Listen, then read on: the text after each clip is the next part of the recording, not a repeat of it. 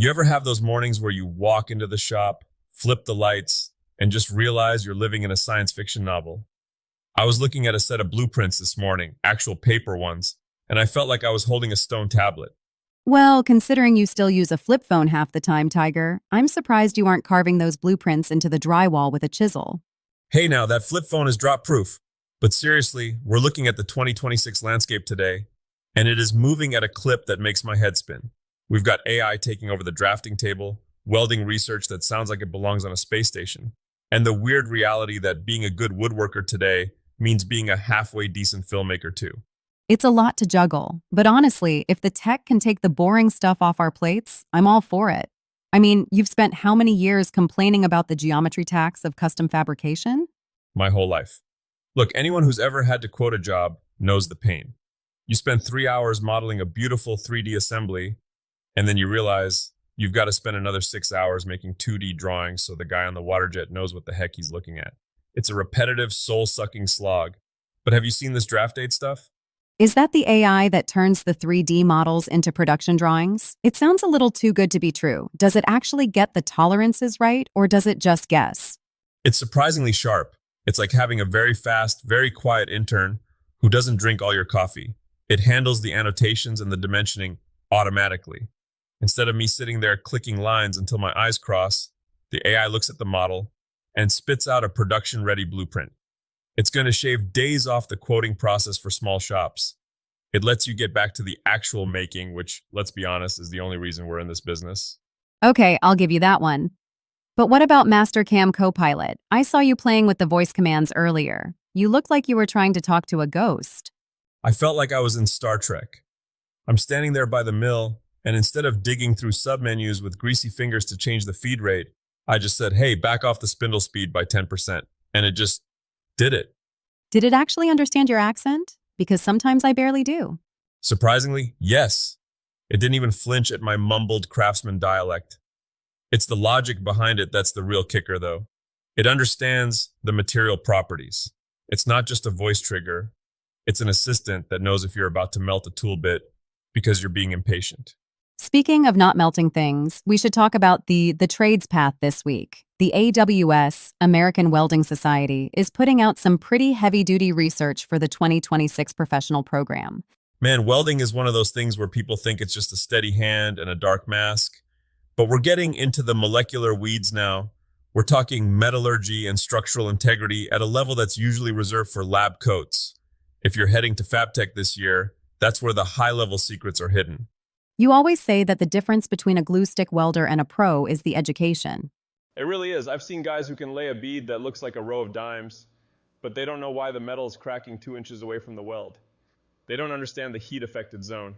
That's what the AWS stuff is about, turning you into a specialist. There's a quiz in the latest Inspection Trends magazine that helps you figure out where you fit. Are you an underwater person, aerospace, or maybe you're the one programming the robots that are going to replace our shaky hands? Well, with the amount of coffee you drink, your hands haven't been steady since 2012. Maybe the robotic cell management path is more your speed. You might be onto something. But seriously, for the younger folks listening, don't just learn to weld. Learn the science. That's where the keep your mortgage paid money lives. Let's pivot to the maker-mogul side of things. This is the part that usually makes you groan, Tiger. Marketing. Marketing. The necessary evil. I'd rather be cleaning out a grease trap, honestly. But the world has changed. You can't just hang a shingle out front and hope the neighbors notice you've got a lathe. 2026 is all about the brand genius approach. I've been following Dakota Raylow on LinkedIn and Substack. She's brilliant at this. She isn't doing the corporate polished thing. She's just a person. That's the ticket right there. I used to think I had to look like a Fortune 500 company to get high-end clients. I'd hide all the mistakes. If I messed up a dovetail, I'd bury it in the scrap bin and never speak of it again. And now you're realizing that's exactly what people want to see? Precisely. People don't want to buy a table from a machine. They want to buy it from a guy who struggled with a piece of walnut for 3 weeks.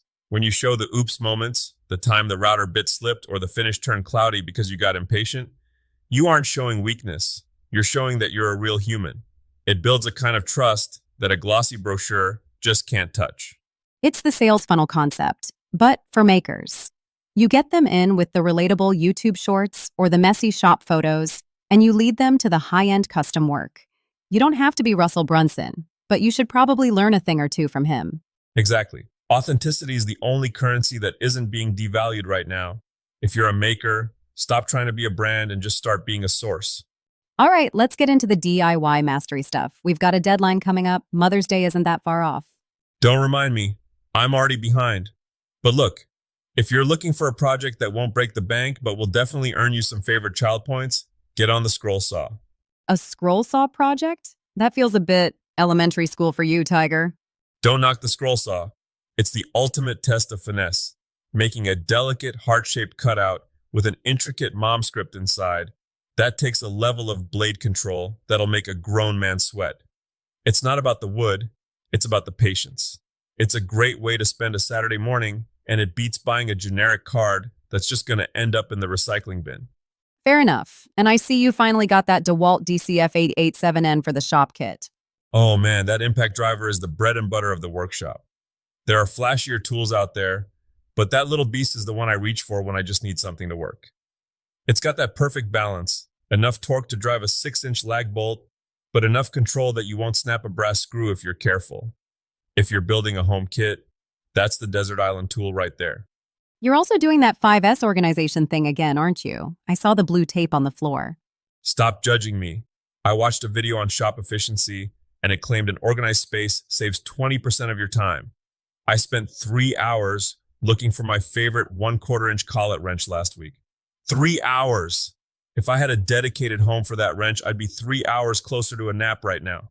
So, the goal for the weekend is build a heart for mom, don't strip any screws with the DeWalt, and finally find a home for your tools so you stop wandering around like a lost tourist in your own shop. That's the dream, Alex. That is the dream. So, what's the big takeaway for today? Between the AI talking back to us and the welding science, it's a lot to process. I think it's this. The tools change, but the gritty part doesn't. Whether you're using an AI to draw your blueprints or a scroll saw to cut a gift for your mother, the magic happens in the gap between the idea and the object. Don't be afraid of the new tech. It's just a faster way to get to the part we love. But also, don't forget that at the end of the day, someone still has to pick up the hammer. Well said. Just maybe put the hammer away in the right spot when you're done with it. Careful, or I'll have the AI draft a very stern letter to you. I'd like to see it try. Stay gritty, everyone. And stay creative. We'll see you in the shop.